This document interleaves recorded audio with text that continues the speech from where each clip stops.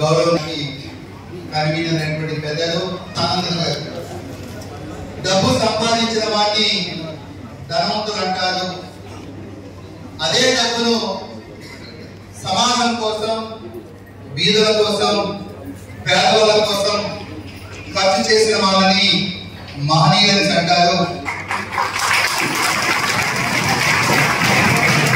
కానీ సమాజంలో చాలా మంది ధనవంతులుగా ఉండాలని కోరుకుంటారే కానీ మహనీయులుగా ఉండడానికి ఎవరు కూడా కోరుకోరు.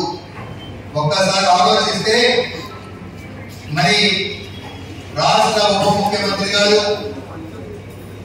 కష్టపడి ఫిల్మ్ ఇండస్ట్రీస్ లో సంపాదించిన సంపాదన రాజకీయాలను ఖర్చు పెట్టుకొని సమాజ సేవే పరమార్థంగా, ప్రజల సేవే పరమార్థంగా, ప్రజాహిత కార్యక్రమాలే పరమార్థంగా తాను నడుపుతూ సమాజాన్ని నడిపిస్తూ పూర్తిగా ఉంటున్నటువంటి వ్యక్తి.